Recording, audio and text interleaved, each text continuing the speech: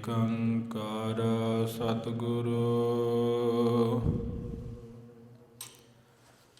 ਤਿਹ ਪ੍ਰਸਾਦ ਸਚ ਹੋਏ। ਵਾਹਿਗੁਰੂ ਕੀ ਫਤਿਹ ਹੈ। ਵਿਘਨ ਵਿਨਾਸ਼ਨ ਸੋਏ।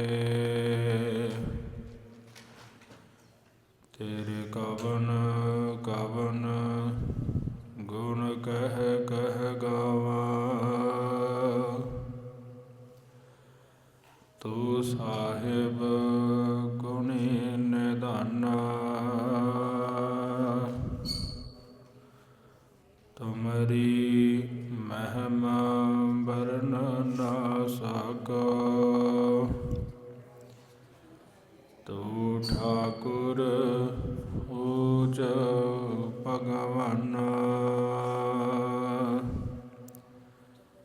ਤੁਮਰੀ ਮਹਿਮਾ ਵਰਣਨ ਨਾ ਸਕੋ।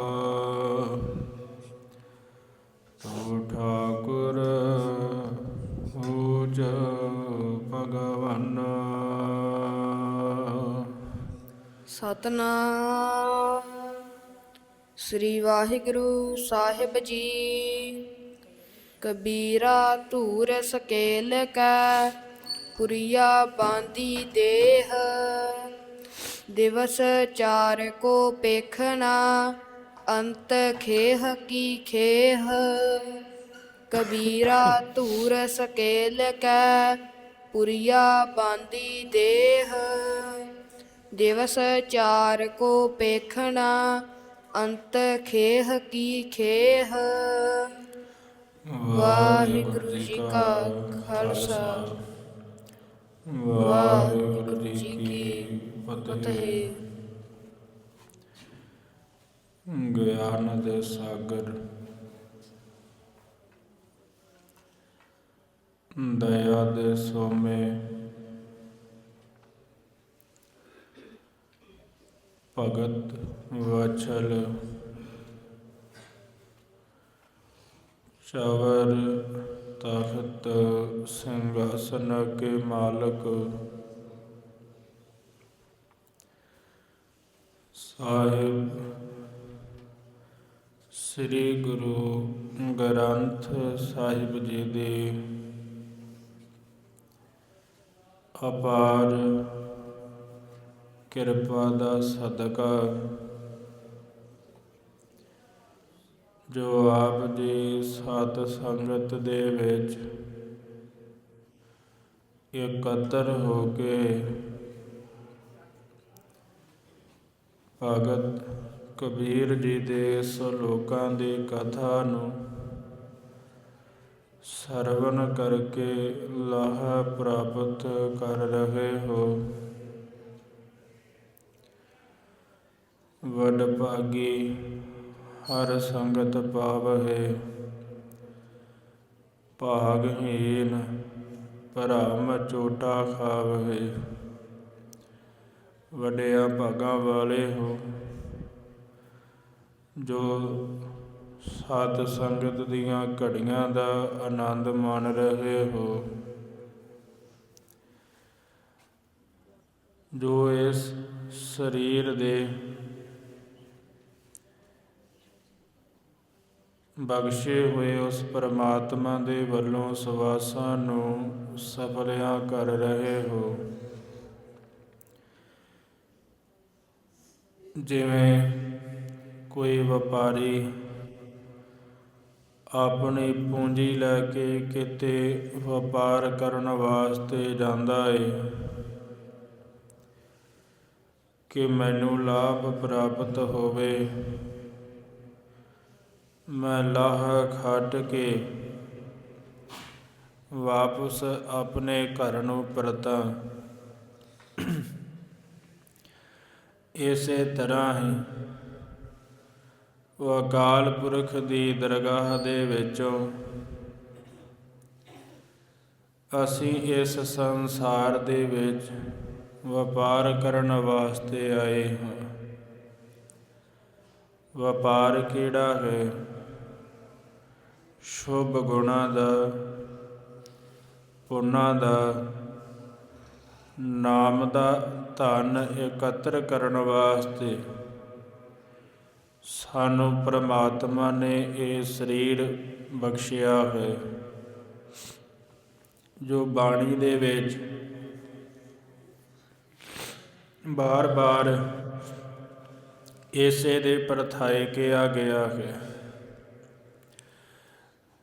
ਸਤਿਗੁਰਾਂ ਜੀ ਨੇ ਕਥਨ ਕੀਤਾ ਹੈ, ਪ੍ਰਾਣੀ ਤੋਂ ਭਾਵ ਹੈ ਪ੍ਰਾਣਾ ਧਾਰੀ ਜੀਵ।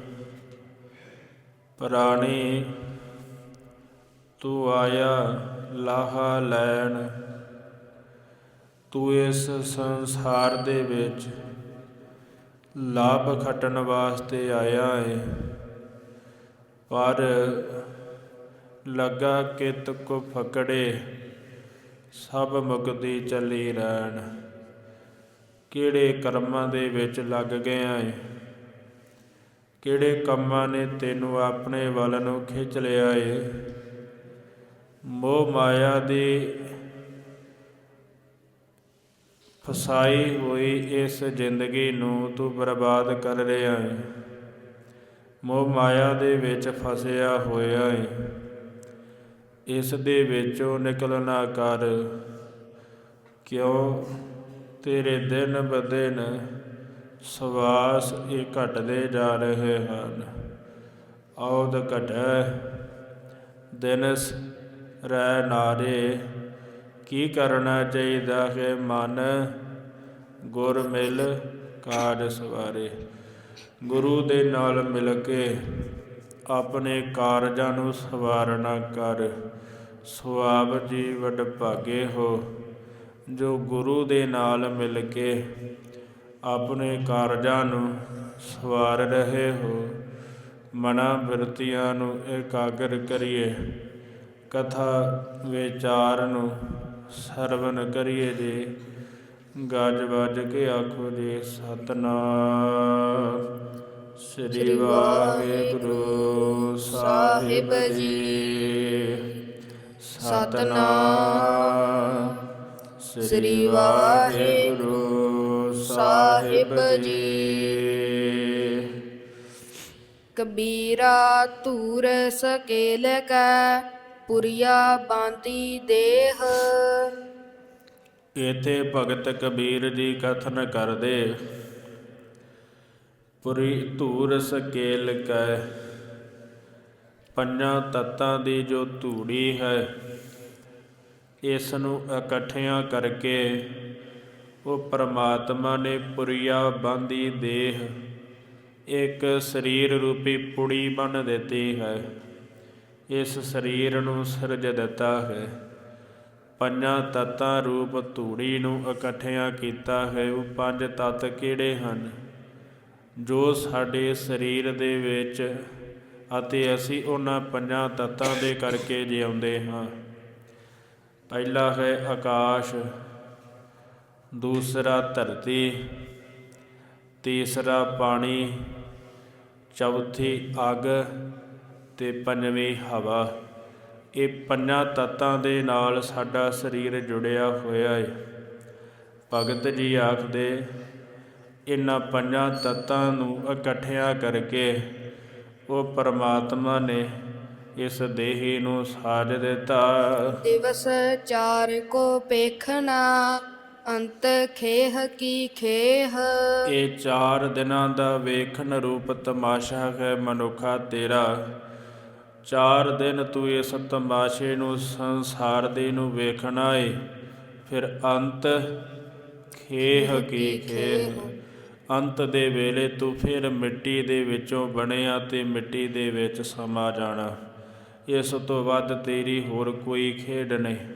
ਇਤਨੇ ਕੁ ਜਿਹੜਾ ਹੈ ਤੇਰੇ ਸਵਾਸ ਹਨ, ਜੇ ਸਵਾਰ ਲਵੇਂਗਾ ਤੇਰਾ ਜਨਮ ਮਰਨ ਕੱਟਿਆ ਜਾਵੇਗਾ, ਅਤੇ ਜੇ ਨਹੀਂ ਤੇ ਫਿਰ ਬਾਰ-ਬਾਰ ਜੂਨਾਂ ਦੇ ਵਿੱਚ ਇਸ ਸੰਸਾਰ ਦੇ ਵਿੱਚ ਤੈਨੂੰ ਆਉਣਾ ਪਵੇਗਾ। ਇੱਥੇ ਭਗਤ ਜੀ ਆਖਦੇ, ਇਹ 4 ਦਿਨਾਂ ਦਾ ਤਮਾਸ਼ਾ ਹੈ। ਜੋ ਅਸੀਂ ਸੰਸਾਰ ਦੇ ਵਿੱਚ ਤੱਕਦੇ ਹਾਂ। ਖਾਲਸਾ ਜੀ, ਮੇਲਾ ਵੇਖਣ ਜਾਈਏ ਤੇ ਮਨੁੱਖ ਕਦੇ ਸਦੀਵੀ ਤੌਰ 'ਤੇ ਮੇਲੇ ਦੇ ਵਿੱਚ ਨਹੀਂ ਰਹਿੰਦਾ। ਉਹ 2-3 ਦਿਨਾਂ ਦਾ ਮੇਲਾ ਹੁੰਦਾ ਏ, ਫਿਰ ਵਾਪਸ ਆਪਣੇ ਘਰ ਨੂੰ ਪਰਤਣਾ ਪੈਂਦਾ ਏ। ਜਿਸ ਵੇਲੇ ਅਸੀਂ ਮੇਲੇ ਦੇ ਵਿੱਚ ਜਾਂਦੇ ਹਾਂ, ਸਾਨੂੰ ਘਰ ਦਾ ਚੇਤਾ ਭੁੱਲ ਜਾਂਦਾ ਏ। ਪਰ ਜਦੋਂ ਮੇਲੇ ਦੀ ਸਮਾਪਤੀ ਹੋਈ ਤੇ ਫਿਰ ਜਿਹੜਾ ਕਿ ਸਾਨੂੰ ਘਰ ਚੇਤੇ ਆਉਂਦਾ ਏ। ਇਸੇ ਤਰ੍ਹਾਂ ਖਾਲਸਾ ਜੀ, ਜਦੋਂ ਸਾਨੂੰ ਘਰ ਚੇਤੇ ਆਇਆ, ਜਿਹੜੇ ਕਾਰਜ ਅਸੀਂ ਛੱਡ ਕੇ ਗਏ ਸੀ ਘਰ ਦੇ ਵਿੱਚ, ਉਹ ਕਾਰਜ ਜਦੋਂ ਸਾਨੂੰ ਚੇਤੇ ਆਏ, ਉਤਨੇ ਸਮੇਂ ਨੂੰ ਉਹ ਕਾਰਜ ਕਰਨ ਯੋਗ ਹੀ ਨਹੀਂ ਰਹਿ ਗਏ। ਬਾਅਦ ਦੇ ਵਿੱਚ ਸਾਡਾ ਜਿਹੜਾ ਕਿ ਕਾਰਜ ਕੀਤਾ ਕੀ ਕਰੇਗਾ। ਪਰ ਇਸ ਸੰਸਾਰ ਦੇ ਵਿੱਚ ਵੀ ਇਸੇ ਤਰ੍ਹਾਂ ਹੈ। ਇੱਕ ਮੇਲਾ ਵੇਖਣ ਵਾਸਤੇ ਇਹ ਮਨੁੱਖ ਇੱਥੇ ਆਇਆ ਹੈ। ਬੜਾ ਸੁੰਦਰ ਇਸ ਨੂੰ ਲੱਗਦਾ ਹੈ। ਕੋਈ ਪਦਾਰਥ ਲੈ ਲਿਆ, ਬੜੀ ਮਨ ਨੂੰ ਖੁਸ਼ੀ ਹੁੰਦੀ। ਕੋਈ ਖੁੱਸ ਗਿਆ, ਬੜਾ ਦੁਖੀ ਹੁੰਦਾ ਏ। ਇਹਨਾਂ ਕਾਰਜਾਂ ਦੇ ਵਿੱਚ ਇਸ ਨੇ ਆਪਣੀ ਜ਼ਿੰਦਗੀ ਨੂੰ ਲਾਇਆ ਏ। ਬੜਾ ਕੁਝ ਆਪਣੀ ਜ਼ਿੰਦਗੀ ਦੇ ਵਿੱਚ ਕਰਨਾ ਚਾਹੁੰਦਾ ਏ, ਮੰਜ਼ਿਲਾਂ ਨੂੰ ਹਾਸਲ ਕਰਨਾ ਚਾਹੁੰਦਾ ਏ ਕਿ ਮੈਂ ਉਸ ਮੰਜ਼ਿਲ ਤੱਕ ਪਹੁੰਚ ਜਾਵਾਂ, ਮੈਂ ਸੰਸਾਰ ਦੇ ਉੱਤੇ ਰਾਜ ਕਮਾਵਾਂ, ਮੇਰੇ ਹੁਕਮ ਨੂੰ ਸਾਰਾ ਸੰਸਾਰ ਮੰਨੇ। ਬੜਾ ਕੁਝ ਚਾਹੁੰਦਾ ਹੈ ਕਰਨਾ, ਪਰ ਇਹ ਪ੍ਰਮਾਤਮਾ ਦੇ ਨਾਮ ਨੂੰ ਨਹੀਂ ਜਪਣਾ ਚਾਹੁੰਦਾ।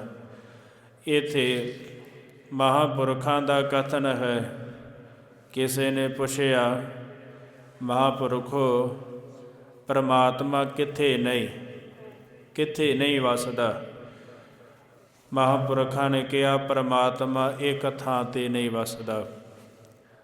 ਉਹ ਫਿਰ ਕਹਿਣ ਲੱਗਾ, ਮਹਾਂਪੁਰਖੋ, ਮੈਂ ਤਾਂ ਸੁਣਿਆ ਹੈ ਕਿ ਪ੍ਰਮਾਤਮਾ ਹਰੇਕ ਥਾਂ 'ਤੇ ਵਸਦਾ ਹੈ। ਕੋਈ ਵੀ ਥਾਂ ਐਸੀ ਨਹੀਂ ਜਿੱਥੇ ਉਹ ਪ੍ਰਮਾਤਮਾ ਨਹੀਂ ਵਸਦਾ। ਜਲ ਦੇ ਵਿੱਚ, ਥਲਾਂ ਦੇ ਵਿੱਚ, ਆਕਾਸ਼ਾਂ ਦੇ ਵਿੱਚ, ਪਤਾਲਾਂ ਦੇ ਵਿੱਚ, ਸਭ ਥਾਂ 'ਤੇ ਉਹ ਸਮਾਇਆ ਹੋਇਆ ਏ। ਤੁਸੀਂ ਆਖਦੇ ਹੋ ਕਿ ਪ੍ਰਮਾਤਮਾ ਇੱਕ ਥਾਂ 'ਤੇ ਨਹੀਂ ਵਸਦਾ, ਉਹ ਥਾਂ ਕਿਹੜੀ ਹੈ? ਮਹਾਂਪੁਰਖ ਆਖਦੇ, ਉਹ ਥਾਂ ਹੈ ਮਨੁੱਖ ਦਾ ਹਿਰਦਾ, ਉਹ ਥਾਂ ਹੈ ਮਨੁੱਖ ਦਾ ਮਨ, ਜਿੱਥੇ ਪ੍ਰਮਾਤਮਾ ਨਹੀਂ ਵਸਦਾ, ਹੋਰ ਸਾਰੀਆਂ ਥਾਵਾਂ 'ਤੇ ਹੈ। ਉੱਥੇ ਯਤਨ ਕਰਨੇ ਪੈਂਦੇ ਹਨ। ਜਿਵੇਂ ਧਰਤੀ ਦੇ ਵਿੱਚ ਪਾਣੀ ਹੈ, ਪਾਣੀ ਦੇ ਉੱਤੇ ਧਰਤੀ ਖੜੀ ਹੈ, ਪਰ ਜੇਕਰ ਇਸ ਦੇ ਵਿੱਚੋਂ ਪਾਣੀ ਕੱਢਣਾ ਹੋਵੇ, ਸਾਨੂੰ ਬੋਰ ਕਰਨਾ ਪਵੇਗਾ। ਇਹ ਉਸ ਤਰ੍ਹਾਂ ਪਾਣੀ ਬਾਹਰ ਨਹੀਂ ਆਵੇਗਾ, ਉਸ ਵਾਸਤੇ ਮਿਹਨਤ ਕਰਨੀ ਪਵੇਗੀ। ਹੁਣ ਅੱਗ ਲੱਕੜਾਂ ਦੇ ਵਿੱਚ ਹੈ, ਪਰ ਇਹਨਾਂ ਲੱਕੜਾਂ ਨੂੰ ਵਿੱਚੋਂ ਅੱਗ ਪੈਦਾ ਕਰਨ ਵਾਸਤੇ ਸਾਨੂੰ ਮਿਹਨਤ ਕਰਨੀ ਪਵੇਗੀ। ਪਿਛਲੇ ਸਮੇਂ ਦੇ ਵਿੱਚ ਖਾਲਸਾ ਜੀ ਡੱਬੀਆਂ ਨਹੀਂ ਸੀ ਹੁੰਦੀਆਂ। ਇਹ ਲੱਕੜ ਦੇ ਵਿੱਚ ਅੱਗ ਹੈ, ਅਤੇ ਜਿਹੜੇ ਜੰਗਲ ਦੇ ਵਿੱਚ ਅੱਜ ਵੀ ਸਰਵਾਈਵਲ ਕਰਨ ਵਾਸਤੇ ਜਾਂਦੇ ਹਨ, ਉਹ ਅੱਜ ਵੀ ਲੱਕੜ ਨੂੰ ਦੋ ਲੱਕੜਾਂ ਲੈ ਲਵੋਗੇ ਨਾ, ਅਤੇ ਦੋਵਾਂ ਸੁੱਕੀਆਂ ਲੱਕੜਾਂ ਨੂੰ ਆਪਸ ਦੇ ਵਿੱਚ ਘਸਾਓਗੇ, ਅਤੇ ਘਸਾਉਣ ਦੇ ਨਾਲ ਵਿੱਚੋਂ ਅੱਗ ਪੈਦਾ ਹੁੰਦੀ ਹੈ। ਲੱਕੜ ਦੇ ਵਿੱਚ ਅੱਗ ਪਹਿਲਾਂ ਹੀ ਹੁੰਦੀ ਹੈ, ਪਰ ਉਸ ਨੂੰ ਪੈਦਾ ਕਰਨ ਵਾਸਤੇ ਚੰਗਿਆੜੀ ਲਾਉਣੀ ਪਵੇਗੀ। ਇਸੇ ਤਰ੍ਹਾਂ ਪ੍ਰਮਾਤਮਾ ਸਾਡੇ ਹਿਰਦੇ ਦੇ ਵਿੱਚ ਹੈ। ਇਸ ਨੂੰ ਪ੍ਰਾਪਤ ਕਰਨ ਵਾਸਤੇ ਸਾਨੂੰ ਮਿਹਨਤ ਕਰਨੀ ਪਵੇਗੀ, ਨਿਤਨੇਮ ਕਰਨਾ ਪਵੇਗਾ, ਸਹਿਜ ਪਾਠ ਬਾਣੀ ਪੜ੍ਹਨੀ ਪਵੇਗੀ, ਸੇਵਾ ਸਿਮਰਨ ਸਭ ਕੁਝ ਹੈ, ਜੇ ਅਸਾਂ ਨੇ ਉਸ ਪ੍ਰਮਾਤਮਾ ਦੀ ਪ੍ਰਾਪਤੀ ਕਰਨੀ ਹੈ।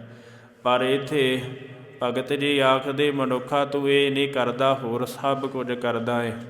ਖਾਣਾ ਪੀਣਾ, ਹੱਸਣਾ ਸੌਣਾ, ਸਭ ਕੁਝ ਚੇਤੇ ਹੈ, ਵਿਸਰ ਗਿਆ ਹੈ ਮਰਨਾ।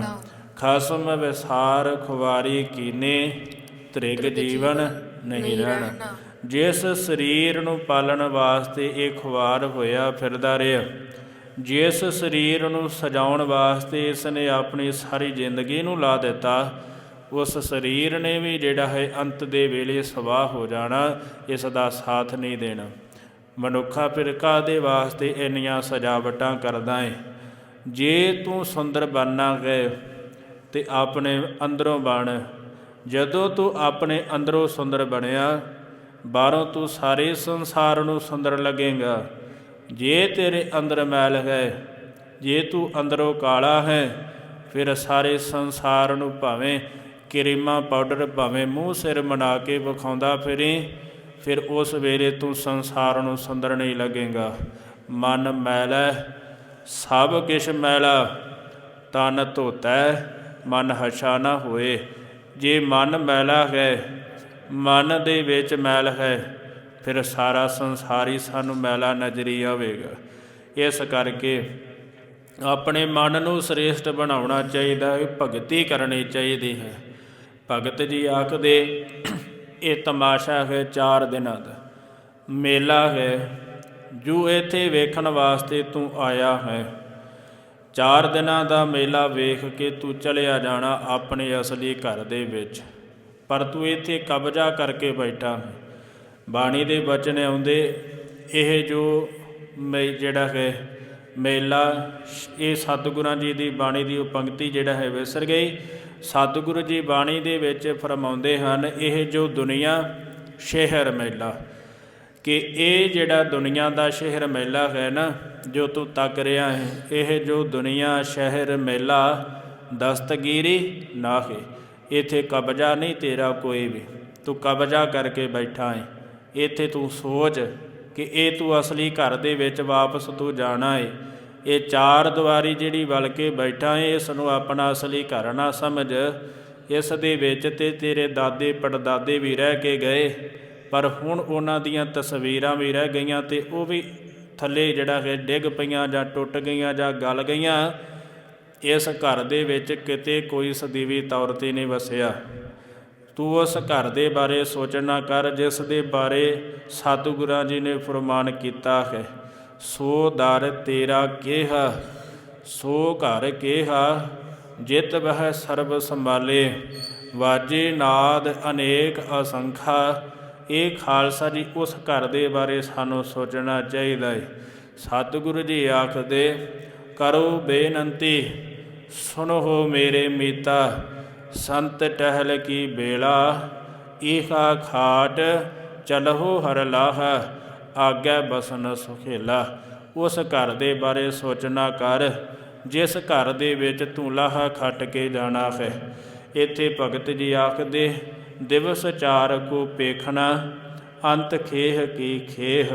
ਇਹ 4 ਦਿਨਾਂ ਦਾ ਤਮਾਸ਼ਾ ਹੈ।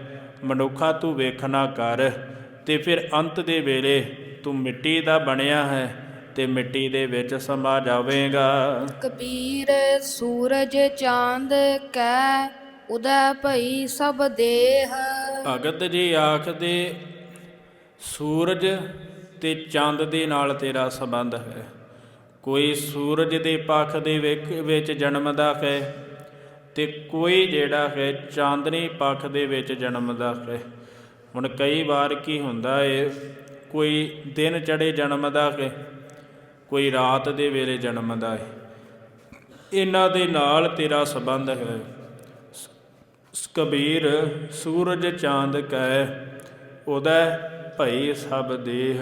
ਇਹ ਸੂਰਜ ਅਤੇ ਚਾਂਦਨੀ ਪੱਖ ਦੇ ਵਿੱਚ ਇਹ ਸਾਰੀਆਂ ਦੇਹਾਂ ਬਣੀਆਂ ਹੋਈਆਂ ਹਨ। ਗੁਰ ਗੋਬਿੰਦ ਕੇ ਬਿਨ ਮਿਲੇ, ਪਲਟ ਭਈ ਸਭ ਖੇਹ। ਇੱਥੇ ਭਗਤ ਜੀ ਨੂੰ ਕਿਸੇ ਨੇ ਪੁੱਛਿਆ ਕਿ ਮਿੱਟੀ ਤੋਂ ਕੀ ਭਾਵ ਹੈ ਕਿ ਮਿੱਟੀ ਫਿਰ ਬਣ ਜਾਂਦਾ ਏ।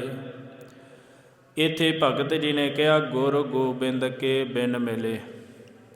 ਜਿਹੜਾ ਧਰਤੀ ਦੀ ਬਿੰਦ ਪਾਲਣਾ ਕਰਨ ਵਾਲਾ ਪਰਮੇਸ਼ਰ ਹੈ, ਜੇਕਰ ਅਸੀਂ ਉਸ ਦੀ ਬੰਦਗੀ ਨਹੀਂ ਕੀਤੀ, ਉਸ ਦੇ ਨਾਲ ਮਿਲਾਪ ਨਹੀਂ ਕੀਤਾ, ਪਲਟ ਪਈ।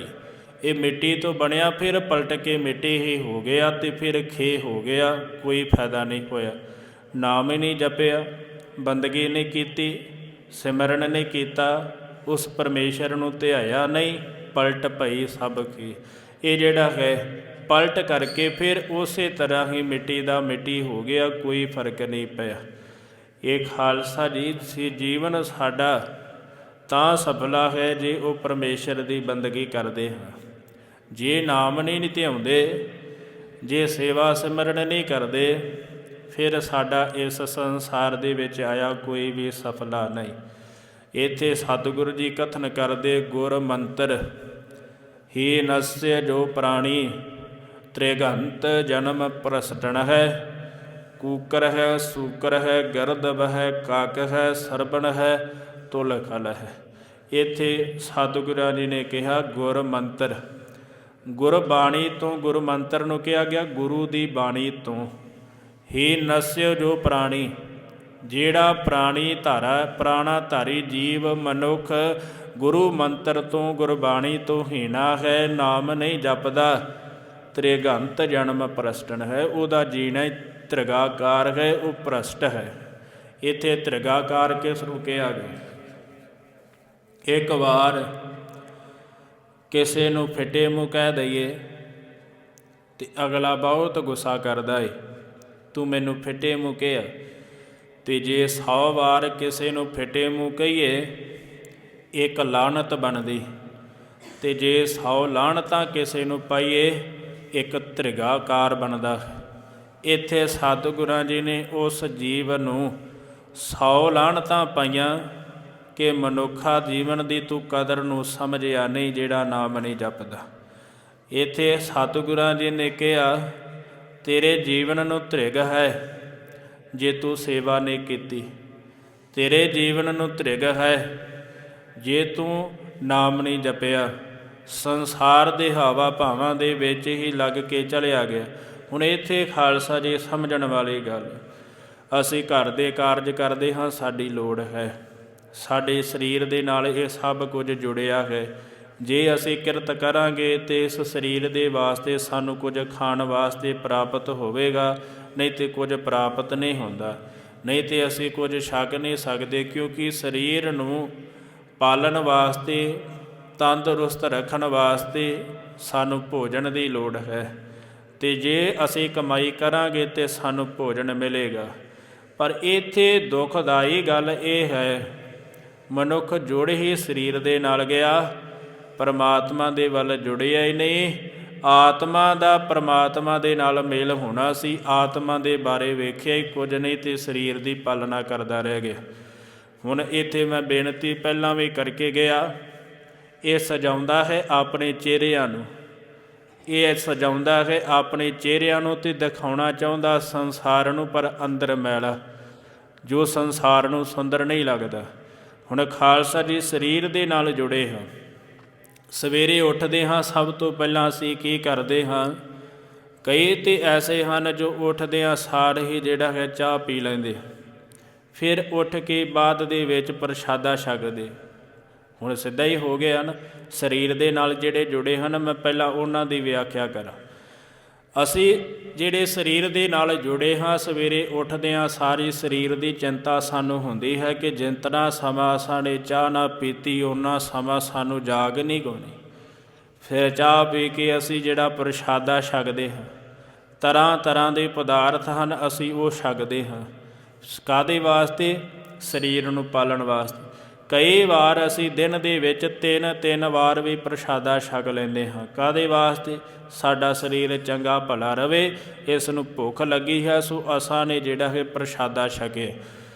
ਹੁਣ ਇਹ ਤਾਂ ਹੋ ਗਿਆ ਸਰੀਰ ਦੇ ਨਾਲ ਜੁੜਿਆ, ਅਤੇ ਜਦੋਂ ਅਸੀਂ ਭੋਜਨ ਛਕਦੇ ਹਾਂ ਸਾਨੂੰ ਐਨਰਜੀ ਪ੍ਰਾਪਤ ਹੁੰਦੀ ਹੈ ਅਤੇ ਸਾਡਾ ਸਰੀਰ ਤੰਦਰੁਸਤ ਰਹਿੰਦਾ। ਹੁਣ ਆਤਮਾ ਦੇ ਵੱਲ ਆ ਜਾਓ।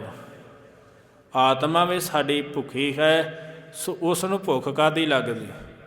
ਉਸ ਨੂੰ ਲੱਗਦੀ ਹੈ ਨਾਮ ਦੀ ਭੁੱਖ। ਜਿਵੇਂ ਸਰੀਰ ਸਾਡਾ ਭੋਜਨ ਮੰਗਦਾ ਹੈ, ਆਤਮਾ ਸਾਡੀ ਭਜਨ ਮੰਗਦੀ ਹੈ। ਕੇਵਲ ਫਰਕ ਇੰਨਾ ਹੈ, ਹੁਣ ਇੱਥੇ ਸਰੀਰ ਭੋਜਨ ਮੰਗਦਾ ਹੈ ਅਤੇ ਆਤਮਾ ਭਜਨ ਮੰਗਦੀ ਹੈ। ਅਤੇ ਜੇ ਆਤਮਾ ਨੂੰ ਭਜਨ ਨਾ ਦਿੱਤਾ, ਫਿਰ ਸਾਡੀ ਆਤਮਾ ਜਿਹੜੀ ਹੈ ਕਮਜ਼ੋਰ ਹੋ ਜਾਵੇਗੀ, ਦੁਰਬਲ ਹੋ ਜਾਵੇਗੀ, ਬਿਮਾਰ ਹੋ ਜਾਵੇਗੀ, ਵਿਕਾਰਾਂ ਦੇ ਵਿੱਚ ਜਕੜੇ ਜਾਵਾਂਗੇ, ਪਰਮੇਸ਼ਰ ਦੀ ਬੰਦਗੀ ਨਹੀਂ ਹੋਵੇਗੀ। ਅਤੇ ਜਿਨ੍ਹਾਂ ਦੀਆਂ ਆਤਮਾ ਬਿਮਾਰ ਹਨ ਨਾ, ਸਾਨੂੰ ਕਿਸੇ ਦੇ ਕੋਲੋਂ ਪੁੱਛਣ ਦੀ ਲੋੜ ਨਹੀਂ, ਕਿਉਂਕਿ ਸਰੀਰ ਦੀ ਨਬਜ਼ ਵੇਖ ਕੇ ਡਾਕਟਰ ਸਰੀਰ ਦਾ ਇਲਾਜ ਦੱਸ ਸਕਦਾ ਹੈ, ਬਿਮਾਰੀ ਦੱਸ ਸਕਦਾ ਹੈ, ਪਰ ਆਤਮਾ ਦੀ ਬਿਮਾਰੀ ਨੂੰ ਕੋਈ ਨਹੀਂ ਦੱਸ ਸਕਦਾ। ਆਤਮਾ ਦੀ ਬਿਮਾਰੀ ਵੇਖਣੀ ਨਾ, ਇੱਥੋਂ ਵੇਖਿਆ ਕਰੂ ਕਿ ਗੁੜਕਾ ਸਾਹਿਬ ਫੜਨ ਨੂੰ ਸਾਡਾ ਮਨ ਨਹੀਂ ਕਰਦਾ, ਸਾਡੀ ਆਤਮਾ ਬਿਮਾਰ ਹੈ, ਇਹ ਰੋਗੀ ਹੈ। ਬਾਣੀ ਪੜ੍ਹਨ ਨੂੰ ਸਾਡਾ ਚਿੱਤ ਨਹੀਂ ਕਰਦਾ, ਸਾਡੀ ਆਤਮਾ ਇਹ ਰੋਗੀ ਹੈ, ਬਿਮਾਰ ਹੈ, ਇਸ ਨੂੰ ਰੋਗਾਂ ਨੇ ਗਰਸਿਆ ਹੋਇਆ ਹੈ। ਕਿਸੇ ਦੇ ਕੋਲੋਂ ਪੁੱਛਣ ਦੀ ਲੋੜ ਨਹੀਂ। ਜੇ ਸਾਡਾ ਸੰਗਤ ਦੇ ਵਿੱਚ ਬੈਠਣ ਨੂੰ ਮਨ ਨਹੀਂ ਕਰਦਾ, ਸਮਝ ਲੈਣਾ ਚਾਹੀਦਾ ਹੈ ਕਿ ਸਾਡੀ ਆਤਮਾ ਬਿਮਾਰ ਹੈ, ਅਸੀਂ ਬਿਮਾਰ ਹਾਂ। ਮਾਨਸਿਕ ਤੌਰ 'ਤੇ ਸਾਨੂੰ ਬਿਮਾਰੀ ਲੱਗੀ ਹੋਈ ਹੈ, ਰੋਗਾਂ ਨੇ ਅਸੀਂ ਗਰਸੇ ਹੋਏ ਹਾਂ। ਇਹ ਰੋਗ ਨਿਵਰਤ ਕਰਨ ਵਾਸਤੇ ਮਨੁੱਖ ਨਹੀਂ ਆਖਦਾ। ਹੁਣ ਸਤ ਸੰਗਤ ਦੇ ਵਿੱਚ ਬੈਠਣਾ ਹੋਵੇ, ਮਨੁੱਖ ਨਹੀਂ ਆਵੇਗਾ ਛੇਤੀ ਕੀਤਿਆਂ, ਕਿਉਂਕਿ ਆਤਮਾ ਬਿਮਾਰ ਹੈ। ਨਿੰਦਿਆ ਕਰਨੀ ਹੋਵੇ, ਚੁਗਲੀ ਕਰਨੀ ਹੋਵੇ, ਇਕੱਠ ਕਰਨਾ ਹੋਵੇ, ਇੱਕ ਦੂਸਰੇ ਦੀਆਂ ਗੱਲਾਂ ਕਰਨੀਆਂ ਹੋਵਣ, ਭਾਵੇਂ ਸਾਰੀ ਰਾਤ ਉੱਥੇ ਕਰੀ ਜਾਵਣ, ਕੋਈ ਗੱਲ ਨਹੀਂ ਹੋਵੇਗੀ, ਕਿਉਂਕਿ ਆਤਮਾ ਬਿਮਾਰ ਹੈ। ਇੱਥੇ ਮੈਂ ਬੇਨਤੀ ਇਹ ਤਾਂ ਕੀਤੀ, ਅਸੀਂ ਸਰੀਰ ਦੇ ਨਾਲ ਜੁੜੇ ਹੋਏ ਹਾਂ ਅਤੇ ਸਰੀਰ ਦੇ ਵੱਲ ਹੀ ਅਸੀਂ ਵੇਖਦੇ ਹਾਂ, ਇਸ ਨੂੰ ਸੁੰਦਰ ਕਿਵੇਂ ਬਣਾਉਣਾ, ਇਸ ਨੂੰ ਤੰਦਰੁਸਤ ਕਿਵੇਂ ਕਰਨਾ ਹੈ। ਪਰ ਜਿਹੜੇ ਗੁਰਮੁਖ ਪਿਆਰੇ ਹੁੰਦੇ, ਉਹ ਆਪਣੀ ਆਤਮਾ ਦੇ ਵੱਲ ਵੇਖਦੇ, ਸਰੀਰ ਦਾ ਇੰਨਾ ਕੋਈ ਖਿਆਲ ਨਹੀਂ ਕਰਦੇ। ਉਹ ਆਤਮਾ ਨੂੰ ਭਜਨ ਦਿੰਦੇ ਹਨ, ਜਿਤਨਾ ਵੀ ਹੋ ਜਾਵੇ ਉਤਨਾ ਹੀ ਥੋੜ੍ਹਾ ਹੈ। ਉਹ ਭਜਨ ਕਰਦੇ, ਬੰਦਗੀ ਕਰਦੇ, ਨਿਤਨੇਮ ਕਰਦੇ, 5 ਬਾਣੀਆਂ ਦਿਨ ਦੇ ਵੇਲੇ ਕਰਦੇ, 5 ਗ੍ਰੰਥੀ ਵੀ ਕਈ ਗੁਰਮੁਖ ਪਿਆਰੇ ਕਰਦੇ, ਅਤੇ ਦਿਨ ਦੇ ਵੇਲੇ ਜਦੋਂ ਕਿਤੇ ਤੁਰਦੇ ਫਿਰਦੇ ਉਹ ਸ੍ਰੀ ਜਪਜੀ ਸਾਹਿਬ ਜੀ ਦਾ ਪਾਠ ਕਰੀ ਜਾਂਦੇ। ਕਿਉਂ? ਰਸਨਾ ਉਹਨਾਂ ਦੀ ਚੱਲੀ ਜਾਂਦੀ, ਹੱਥਾਂ ਪੈਰਾਂ ਦੇ ਨਾਲ ਉਹ ਕੰਮ ਕਰਦੇ ਅਤੇ ਰਸਨਾ ਉਹਨਾਂ ਦੀ ਨਾਮ ਜਪਦੀ। ਅਸੀਂ ਕਈ ਵਾਰ ਕੀ ਕਰਦੇ, ਬਹਾਨੇ ਮਾਰਦੇ ਨਾ, ਸਾਡੇ ਕੋਲ ਸਮਾਂ ਨਹੀਂ ਹੁੰਦਾ। ਇਹ ਮਨੁੱਖਾ ਤੇਰੇ ਬਹਾਨੇ ਹਨ। ਜੋ ਜਪਣਾ ਨਹੀਂ ਚਾਹੁੰਦਾ, ਇਹ ਬਹਾਨੇ ਮਾਰਨ ਦੀ ਤੈਨੂੰ ਲੋੜ ਕੋਈ ਨਹੀਂ। ਹੁਣ ਸਾਰੀ ਦਿਹਾੜੀ ਤੂੰ ਕੰਮ ਕਰਦਾ ਏ, ਭੋਜਨ ਛਕਣ ਦਾ ਸਮਾਂ ਤੇਰਾ ਕਿਵੇਂ ਲੱਗਦਾ ਹੈ? ਪ੍ਰਸ਼ਾਦਾ ਛਕਣ ਵਾਸਤੇ ਸਮਾਂ ਤੂੰ ਕਿਵੇਂ ਕੱਢਦਾ ਹੈ? ਕੱਢਦੇ ਹਨ, ਕਿਉਂਕਿ ਸਰੀਰ ਦੇ ਨਾਲ ਜੁੜੇ ਹਾਂ। ਭਾਵੇਂ ਅਸੀਂ ਕੰਮਾਂ ਕਾਰਾਂ ਨੂੰ ਛੱਡ ਕੇ ਪ੍ਰਸ਼ਾਦਾ ਛਕੀਏ, ਅਸਾਂ ਨੇ ਜ਼ਰੂਰ ਛਕਣਾ ਹੈ। ਕਿਉਂ? ਅਸੀਂ ਪ੍ਰਸ਼ਾਦੇ ਵਾਸਤੇ ਸਭ ਕੁਝ ਕਰ ਰਹੇ ਹਾਂ, ਛਕਦੇ ਹਾਂ, ਸਮਾਂ ਕੱਢ ਕੇ ਛਕਦੇ। ਅਤੇ ਜੇ ਕਿਤੇ ਆ ਕੇ ਨਾ ਕੋਈ, ਜਿਵੇਂ ਗੁਰੂ ਨਾਨਕ ਦੇਵ ਜੀ ਨੇ ਸਾਨੂੰ ਹੁਕਮ ਕੀਤਾ ਕਿ ਸ੍ਰੀ ਜਪਜੀ ਸਾਹਿਬ ਜੀ ਦਾ ਸਿੱਖਾ ਪਾਠ ਜ਼ਰੂਰ ਕਰਨਾ ਹੈ, ਅਤੇ ਉਸ ਵੇਲੇ ਸਾਡੇ ਬਹਾਨੇ ਲੱਗਣੇ ਸ਼ੁਰੂ ਹੋ ਜਾਂਦੇ, ਆਖਦੇ ਸਮਾਂ ਨਹੀਂ ਨਿਕਲਦਾ, 15 ਮਿੰਟ ਨਹੀਂ ਬੈਠ ਸਕਦਾ, ਅਤੇ ਜੀਵਨ ਸਾਡਾ ਸਫਲਾ ਕਿਵੇਂ ਹੋਵੇਗਾ? ਜੋ ਮੈਂ ਵਿਆਖਿਆ ਆਰੰਭ ਤੋਂ ਜਿਹੜਾ ਇਹ ਸ਼ੁਰੂ ਕੀਤੀ ਸੀ, ਪ੍ਰਾਣੀ ਤੂੰ ਆਇਆ ਲਾਹਾ ਲੈਣ, ਆਇਆ ਤੇ ਲਾਹਾ ਲੈਣ ਸੀ, ਲਾਭ ਖੱਟਣ ਸੀ, ਲੱਗਾ ਕਿਤ ਕੋ ਫਕੜੇ, ਸਭ ਮੁਕਦੀ ਚੱਲੀ ਰਹਿਣ। ਇਹ ਕਿਹੜੇ ਕੰਮਾਂ ਦੇ ਵਿੱਚ ਲੱਗ ਗਿਆ, ਅਤੇ ਇਹ ਜੀਵਨ ਰੂਪੀ ਰਹਿਣ ਨੂੰ ਇਹ ਮੁਕਾ ਕੇ ਤੇ ਸੰਸਾਰ ਦੇ ਵਿੱਚੋਂ ਚਲਿਆ ਗਿਆ। ਉਸ ਦੇ ਪਰਥਾਏ ਫਿਰ ਗੁਰੂ ਅਮਰਦਾਸ ਜੀ ਨੇ ਬਚਨ ਕੀਤੇ, ਇਹ ਮਨ ਪਿਆਰਿਆ ਤੂੰ ਸਦਾ ਸੱਚ ਸੰਭਾਲੇ, ਇਹੋ ਕੁਟੰਬ ਤੂੰ ਜੇ ਦੇਖਦਾ, ਚੱਲੈ ਨਾਹੀਂ ਤੇਰਾ ਨਾਲੇ, ਸਾਥ ਤੇਰਾ ਚੱਲੈ ਨਾਹੀਂ, ਤਿਸ ਨਾਲ ਕਿਉ ਚਿਤ ਲਾਈਐ, ਐਸਾ ਕੰਮ ਮੂਲੇ ਨਾ ਕੀਚੈ, ਜਿਤੇ ਅੰਤ ਪਛੋਤਾਈ। ਹੁਣ ਇਸ ਤਰ੍ਹਾਂ ਸਤਿਗੁਰਾਂ ਨੇ ਕਿਹਾ, ਐਸਾ ਕੰਮ ਤੂੰ ਕਰਦਾ ਹੀ ਕਿਉਂ ਹੈ ਜਿਹੜਾ ਅੰਤ ਦੇ ਵੇਲੇ ਤੈਨੂੰ ਪਛਤਾਉਣਾ ਪੈ ਜਾਵੇ। ਅਤੇ ਪਛਤਾਉਂਦਾ ਮਨੁੱਖ ਉਦੋਂ ਹੈ ਜਦੋਂ ਇਸ ਦੇ ਸਰੀਰ ਰੂਪੀ ਜਿਹੜਾ ਦਿਨ ਛਿਪ ਗਿਆ ਅਤੇ ਰਾਤ ਚੜ੍ਹ ਗਈ, ਜੰਮ ਆ ਗਏ। ਹੁਣ ਉਸ ਵੇਲੇ ਖਾਲਸਾ ਜੀ ਇਹ ਮਨੁੱਖ ਹੱਥ ਮਲਦਾ ਹੈ, ਪਛਤਾਉਂਦਾ ਏ। ਜਿਸ ਦੇ ਪ੍ਰਥਾਏ ਭਗਤ ਕਬੀਰ ਜੀ ਨੇ ਗੁਰਬਾਣੀ ਦੇ ਵਿੱਚ ਵੀ ਬਚਨ ਕੀਤੇ, ਇੱਕ ਸੇਠ ਦੀ ਜਾਨ ਕੱਢਦੇ ਸਨ, ਅਤੇ ਜਦੋਂ ਉਸ ਨੂੰ ਪਤਾ ਲੱਗ ਗਿਆ ਕਿ ਜੰਮ ਆ ਗਏ ਹਨ, ਮੇਰਾ ਆਖਰੀ ਸਮਾਂ ਆ ਗਿਆ ਏ, ਹੁਣ ਮੈਂ ਇਸ ਸੰਸਾਰ ਦੇ ਵਿੱਚ ਨਹੀਂ ਰਹਿ ਸਕਦਾ, ਆਖਦਾ ਮੇਰੀ ਜਿੰਨੀ ਵੀ ਸੰਪਤੀ ਹੈ ਸਾਰੀ ਲੈ ਲਵੋ, ਧਨ ਲੈ ਲਵੋ, ਜ਼ਮੀਨ ਲੈ ਲਵੋ, ਜਾਇਦਾਦ ਲੈ ਲਵੋ, ਹੀਰੇ ਸੋਨਾ ਚਾਂਦੀ ਸਭ ਕੁਝ ਲੈ ਲਵੋ, ਪਰ ਮੈਨੂੰ ਇੱਕ ਰਾਤ ਦੇ ਦੇਵੋ। ਉਹ ਆਖਦੇ ਕਿਉਂ? ਆਖਦਾ ਮੈਂ ਮਸੀਤ ਦੇ ਵਿੱਚ ਜਾਣਾ। ਸਮਝ ਪੈ ਗਈ ਨਾ, ਉਦੋਂ ਪਛਤਾਵਾ ਸ਼ੁਰੂ ਹੋ ਗਿਆ, ਐਸਾ ਕੰਮ ਮੂਲੇ ਨਾ ਕੀਚੈ, ਜਿਤੇ ਅੰਤ ਪਛੋਤਾਈ। ਸਾਰੀ ਜ਼ਿੰਦਗੀ ਕਿਤੇ ਮਸੀਤੇ ਨਹੀਂ ਗਿਆ, ਸਾਰੀ ਜ਼ਿੰਦਗੀ ਕਿਤੇ ਗੁਰੂ ਘਰ ਨਹੀਂ ਗਿਆ, ਅਤੇ ਜਦੋਂ ਅੰਤ ਦਾ ਵੇਲਾ ਆ ਗਿਆ, ਜਮਾ ਨੇ ਆਣ ਕੇ ਦਰਸ਼ਨ ਦਿੱਤੇ, ਉਸ ਵੇਲੇ ਇਸ ਨੂੰ ਸਮਝ ਪਵੇਗੀ ਕਿ ਗੁਰੂ ਘਰ ਕੀ ਸੀ। ਉਸ ਵੇਲੇ ਇਸ ਨੂੰ ਸਮਝ ਪਵੇਗੀ ਕਿ ਮਸੀਤ ਕੀ ਸੀ, ਉਸ ਵੇਲੇ ਇਸ ਨੂੰ ਸਮਝ ਪਵੇਗੀ ਕਿ ਮੰਦਰ ਕੀ ਸੀ। ਫਿਰ ਇਸ ਨੂੰ ਪਤਾ ਲੱਗੇਗਾ ਕਿ ਪਰਮਾਤਮਾ ਦੀ ਜਿੱਥੇ ਬੰਦਗੀ ਹੁੰਦੀ, ਸਤ ਸੰਗਤ ਕਿਸ ਨੂੰ ਕਿਹਾ ਜਾਂਦਾ ਸੀ। ਪਰ ਉਸ ਵੇਲੇ ਇਹ ਕਰਨਾ ਚਾਹੇਗਾ, ਪਰ ਇਸ ਦੇ ਕੋਲੋਂ ਹੋਵੇਗੀ ਨਹੀਂ। ਗੱਲ ਇਹ ਜਿਹੜਾ ਦੁਖਦਾਈ ਉਸ ਵੇਲੇ ਬਣ ਜਾਵੇਗੀ। ਇੱਥੇ ਭਗਤ ਜੀ ਆਖਦੇ, ਗੁਰ ਗੋਬਿੰਦ ਕੇ ਬਿਨ ਮਿਲੇ ਪਲਟ ਭਈ ਸਭ ਖੇਹ। ਜਿਨ੍ਹਾਂ ਨੇ ਉਸ ਗੋ ਨਾਮ ਹੈ ਖਾਲਸਾ ਜੀ ਪ੍ਰਿਥਵੀ ਦਾ, ਧਰਤੀ ਦਾ, ਬਿੰਦ ਨਾਮ ਹੈ ਪਾਲਣਾ ਕਰਨ ਵਾਲੇ ਦਾ, ਜਿਸ ਪਰਮੇਸ਼ਰ ਦੀ ਧਰਤੀ ਦੀ ਪਾਲਣਾ ਕਰਨ ਵਾਲੇ ਪਰਮੇਸ਼ਰ ਦੀ ਬੰਦਗੀ ਨਾ ਕੀਤੀ, ਪਲਟ ਭਈ ਸਭ ਖੇਹ। ਇਹ ਜਿਹੜਾ ਸਰੀਰ ਮਿੱਟੀ ਤੋਂ ਬਣਿਆ, ਸੋ ਮਿੱਟੀ ਦੇ ਵਿੱਚ ਹੀ ਰੁਲ ਜਾਵੇਗਾ। ਹੁਣ ਮਿੱਟੀ ਤੋਂ ਕਿਵੇਂ ਬਣਿਆ, ਮੈਂ ਇੱਥੇ ਬੇਨਤੀ ਕਰਕੇ ਤੇ ਸਮਾਪਤੀ ਕਰਾਂ, ਸਮਾਂ ਹੋ ਗਿਆ। ਇੱਥੇ ਖਾਲਸਾ ਜੀ ਅਸੀਂ ਭੋਜਨ ਛਕਦੇ ਹਾਂ, ਭੋਜਨ ਛਕਣ ਦੇ ਨਾਲ ਸਾਡਾ ਖੂਨ ਬਣਦਾ ਹੈ, ਅਤੇ ਖੂਨ ਹੀ ਸਾਡਾ ਜਿਹੜਾ ਹੈ ਇੱਕ ਦੂਸਰੇ ਦੇ ਨਾਲ ਜਦੋਂ ਮਿਲਦਾ ਹੈ ਅਤੇ ਉਸ ਤੋਂ ਅੱਗੇ ਜਿਹੜਾ ਹੈ ਬੱਚਾ ਜਨਮਦਾ ਹੈ। ਬੱਚਾ ਆਪਣੇ ਜਿਹੜਾ ਹੈ ਪਰਮੇਸ਼ਰ ਉਸ ਨੂੰ ਜਨਮ ਦਿੰਦਾ ਹੈ। ਇਹ ਦੋਵਾਂ ਖੂਨਾਂ ਦਾ ਮੇਲ ਹੁੰਦਾ ਹੈ। ਜਿਵੇਂ ਇਸ ਨੂੰ ਅਸੀਂ ਆਖ ਦਿੰਦੇ ਨਾ, ਜਾਂ ਬਿੰਦ ਵੀ ਆਖ ਦਿੰਦੇ ਹਾਂ, ਪਾਣੀ ਵੀ ਆਖ ਦਿੰਦੇ ਹਾਂ। ਇਹ ਖਾਲਸਾ ਜੀ ਖੂਨ ਦਾ ਮੇਲ ਹੈ। ਜਦੋਂ ਦੋ ਖੂਨ ਆਪਸ ਦੇ ਵਿੱਚ ਮਿਲਦੇ, ਉੱਥੇ ਜਿਹੜਾ ਹੈ ਜੀਵਨ ਇੱਕ ਬੱਚੇ ਦਾ ਨਵਾਂ ਸਿਰਜਦਾ, ਜਦੋਂ ਪਰਮੇਸ਼ਰ ਇਸ ਨੂੰ ਜਨਮ ਦਿੰਦਾ ਹੈ। ਹੁਣ ਖਾਲਸਾ ਜੀ ਭੋਜਨ ਦੇ ਨਾਲ ਜੁੜੇ ਹਾਂ, ਅਤੇ ਜਦੋਂ ਭੋਜਨ ਛਕਦੇ ਹਾਂ ਸਾਡਾ ਸਰੀਰ ਦੇ ਵਿੱਚ ਐਨਰਜੀ ਆਉਂਦੀ ਹੈ, ਚਰਬੀ ਬਣਦੀ ਹੈ, ਸਾਡੇ ਖੂਨ ਬਣਦਾ ਹੈ। ਅਤੇ ਜੇਕਰ ਖੂਨ ਨਾ ਸਾਡੇ ਸਰੀਰ ਦੇ ਵਿੱਚ ਬਣੇ ਤਾਂ ਸਰੀਰ ਕਾਹਦੇ ਕੰਮ ਦਾ, ਇਹ ਨਹੀਂ ਰਹੇਗਾ। ਭੋਜਨ ਦੇ ਨਾਲ ਜੁੜੇ ਹਾਂ, ਅਤੇ ਇਸ ਕਰਕੇ ਜੇ ਅਸੀਂ ਭੋਜਨ ਛਕਦੇ ਹਾਂ ਸਰੀਰ ਸਾਡਾ ਸਹੀ ਰਹਿੰਦਾ ਹੈ, ਅਤੇ ਜੇ ਭਜਨ ਕਰਾਂਗੇ ਤਾਂ ਆਤਮਾ ਵੀ ਤੰਦਰੁਸਤ ਰਹੇਗੀ, ਈਰਖਾ ਮੁੱਕ ਜਾਵੇਗੀ, ਨਿੰਦਿਆ ਨਹੀਂ ਅਸੀਂ ਕਿਸੇ ਦੀ ਕਰਾਂਗੇ, ਕਿਸੇ ਦੇ ਮਾੜੇ ਬੋਲਾਂ ਨੂੰ ਨਹੀਂ ਸੁਣਾਂਗੇ, ਨਾ ਕਿਸੇ ਨੂੰ ਮਾੜੇ ਬੋਲ ਕਹਾਂਗੇ। ਉੱਥੇ ਖਾਲਸਾ ਜੀ ਫਿਰ ਸਾਡੀ ਆਤਮਾ ਤੰਦਰੁਸਤ ਹੋਵੇਗੀ। ਇਸ ਕਰਕੇ ਸਤਿਗੁਰੂ ਜੀ ਆਖਦੇ, ਜਿਹੜੇ ਤੈਨੂੰ ਰੋਗ ਲੱਗੇ ਹਨ ਇਹਨਾਂ ਨੂੰ ਨਿਵਰਤ ਕਰ। ਇਕੱਲੇ ਰੋਗ ਸਰੀਰ ਦੇ ਨਹੀਂ ਹੁੰਦੇ, ਮਾਨਸਿਕ ਤੌਰ 'ਤੇ ਵੀ ਰੋਗ ਹੁੰਦੇ ਹਨ। ਦੋ ਤਰ੍ਹਾਂ ਦੇ ਮਹਾਂਪੁਰਖਾਂ ਨੇ ਰੋਗ ਮੰਨੇ, ਸਰੀਰਕ ਅਤੇ ਮਾਨਸਿਕ। ਇਹ ਰੋਗ ਕਦੋਂ ਲੱਗਦੇ ਹਨ? ਪਰਮੇਸ਼ਰ 'ਤੇ ਭੁੱਲਿਆ ਵਿਆਪਣ ਸਭੇ ਰੋਗ। ਜਦੋਂ ਪਰਮੇਸ਼ਰ ਨੂੰ ਭੁੱਲ ਜਾਈਏ, ਉਸ ਦੀ ਬੰਦਗੀ ਨੂੰ ਨਾ ਕਰੀਏ, ਉਸ ਵੇਲੇ ਸਾਨੂੰ ਇਹ ਫਿਰ ਰੋਗ ਵਿਆਪਦੇ ਹਨ। ਕੋਈ ਸਰੀਰ ਕਰਕੇ ਰੋਗੀ ਹੋ ਜਾਂਦਾ ਹੈ, ਕੋਈ ਜਿਹੜਾ ਹੈ ਮਾਨਸਿਕ ਤੌਰ 'ਤੇ ਵਿਕਾਰੀ ਹੋ ਜਾਂਦਾ ਹੈ। ਹਿਰਦੇ ਰੂਪੀ ਜਿਹੜਾ ਹੈ ਵਿਕਾਰੀ ਰੂਪ ਜਿਹੜਾ ਹੋ ਕੇ ਬੜਾ ਦੁਖੀ ਹੁੰਦਾ ਹੈ। ਇਹ ਜਿਹੜਾ ਮਾਨਸਿਕ ਰੋਗ ਜਿਹੜਾ ਸਾਨੂੰ ਇਹ ਉਦੋਂ ਖਤਮ ਹੋਣਗੇ ਜਦੋਂ ਅਸੀਂ ਜਿਹੜਾ ਹੈ ਨਾਮ ਨੂੰ ਜਪਾਂਗੇ। ਸੋ ਭਗਤ ਜੀ ਆਖਦੇ, ਗੁਰ ਗੋਬਿੰਦ ਕੇ ਬਿਨ ਮਿਲੇ ਪਲਟ ਭਈ ਸਭ ਖੇਹ। ਜਿਨ੍ਹਾਂ ਨੇ ਪਰਮੇਸ਼ਰ ਦੀ ਬੰਦਗੀ ਨਹੀਂ ਕੀਤੀ, ਉਸ ਦੇ ਗੁਣਾਂ ਤੋਂ ਹੀਣੇ ਰਹੇ, ਉਹਨਾਂ ਦੀ ਜਿਹੜੀ ਉਲਟ ਕਰਕੇ ਫਿਰ ਮਿੱਟੀ ਤੋਂ ਬਣੇ ਅਤੇ ਮਿੱਟੀ ਦੇ ਵਿੱਚ ਸਮਾ ਗਏ।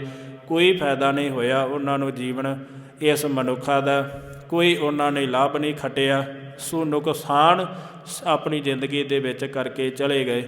ਰੈਣ ਗਵਾਈ ਸੋਏ ਕਹਿ, ਦਿਵਸ ਗਵਾਇਆ ਖਾਏ, ਹੀਰੇ ਜੈਸਾ ਜਨਮ ਹੈ ਕੌਡੀ ਬਦਲਿਆ ਜਾਏ। ਸੋ ਕੌਡੀਆਂ ਦੇ ਭਾਅ ਦੇ ਵਿੱਚ ਆਪਣਾ ਜੀਵਨ ਨੂੰ ਰੋਲ ਕੇ ਮਨੁੱਖ ਚਲਿਆ ਜਾਂਦਾ ਹੈ। ਇਸ ਕਰਕੇ ਸਾਨੂੰ ਇਸ ਜੀਵਨ ਦੀ ਕੀਮਤ ਨੂੰ ਸਮਝਣਾ ਚਾਹੀਦਾ ਹੈ ਕਿ ਅਸਾਂ ਨੇ ਇੱਕ ਦਿਨ ਵਾਪਸ ਜਾਣਾ ਹੈ। ਮਰਨ ਲਿਖਾਏ ਮੰਡਲ ਮਹਿ ਆਏ, ਆਪਣਾ ਮਰਨਾ ਲਿਖਾ ਕੇ ਆਏ ਹਾਂ। ਸਦੀਵੀ ਤੌਰ 'ਤੇ ਇਸ ਸੰਸਾਰ ਦੇ ਵਿੱਚ ਕੋਈ ਨਹੀਂ। ਇਸ ਕਰਕੇ ਭਗਤ ਜੀ ਆਖਦੇ, ਉਹ ਪਰਮੇਸ਼ਰ ਦੇ ਗੁਣਾਂ ਨੂੰ ਗਾਇਨ ਕਰੋ। ਉਹ ਕਿਉਂ ਕਰਨਾ ਚਾਹੀਦਾ ਹੈ? ਜਦੋਂ ਉਸ ਦੇ ਗੁਣਾਂ ਨੂੰ ਗਾਇਨ ਕਰੀਏ ਅਤੇ ਕੀ ਕੁਝ ਸਾਨੂੰ ਪ੍ਰਾਪਤ ਹੁੰਦਾ ਹੈ, ਉਹ ਕੱਲ੍ਹ ਦੇ ਸ਼ਬਦ ਵਿਚਾਰ ਦੇ ਵਿੱਚ, ਕਥਾ ਵਿਚਾਰ ਦੇ ਵਿੱਚ ਭਗਤ ਜੀ ਦੇ ਸਲੋਕਾਂ ਦੇ ਵਿੱਚ ਆਪ ਜੀ ਸਰਵਣ ਕਰੋਗੇ। ਅੱਜ ਦੇ ਸ਼ਬਦ ਵਿਚਾਰ ਦੇ ਵਿੱਚ ਹੋਈਆਂ ਭੁੱਲਾਂ, ਧੰਨ ਧੰਨ ਸਾਹਿਬ ਸ੍ਰੀ ਗੁਰੂ ਗ੍ਰੰਥ ਸਾਹਿਬ ਜੀ। ਗੁਰੂ ਪਿਆਰੀ ਸਾਧ ਸੰਗਤ ਜੀ, ਆਪ ਜੀ ਬਖਸ਼ਣਹਾਰ ਹੋ, ਬਖਸ਼ ਲੈਣਾ। ਆਓ ਹੁਣ ਦੋ ਪੰਕਤੀਆਂ ਪੜ੍ਹ ਕੇ ਸਮਾਪਤੀ ਹੈ ਜੀ। ਕਬੀਰ ਸੂਰਜ ਚਾਂਦ ਕੈ ਉਦੈ ਭਈ ਸਭ ਦੇਹ, ਗੁਰ ਗੋਬਿੰਦ ਕੇ ਬਿਨ ਮਿਲੇ ਪਲਟ ਭਈ ਸਭ ਖੇਹ। ਵਾਹਿਗੁਰੂ ਜੀ ਕਾ ਖਾਲਸਾ, ਵਾਹਿਗੁਰੂ ਜੀ ਕੀ ਫਤਿਹ।